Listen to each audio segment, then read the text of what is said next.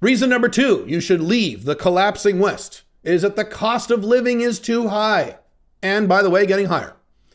I am shocked at how expensive real estate is, especially the United States, now that we have a real estate bubble. But not just the United States. Have you been to Vancouver, BC lately? Have you been to London lately? The amount of money the typical human being needs to live a typical life, not a great life, not a multimillionaire, just a normal middle-class life, is now in the hundreds of thousands of dollars in terms of real estate costs, housing costs, utility costs, food, clothing, all the basics. Medical care, especially in the United States, my God.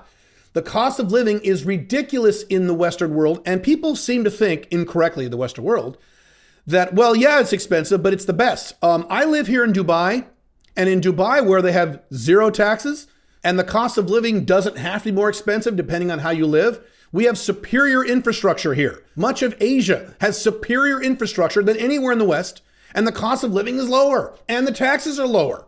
Just like you're getting destroyed by taxes, you are also getting fucking destroyed by the cost of living in the West. And as I said about taxes, it's going to get worse. Inflation is going to get worse.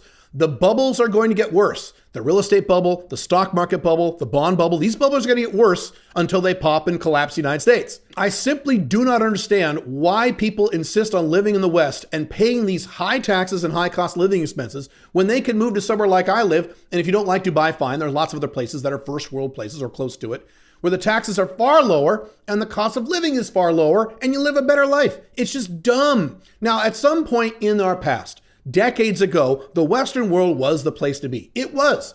In the 1950s, 1960s, maybe the 1980s, that was the place to be. Not anymore, and not again in our lifetimes. By the way, if you want help finding a better country, or at least less bad country to move to, you can go to escapeplancourse.com. That is my course, Escape Plan, that shows you exactly how to find the country for you. I go through the entire planet Earth.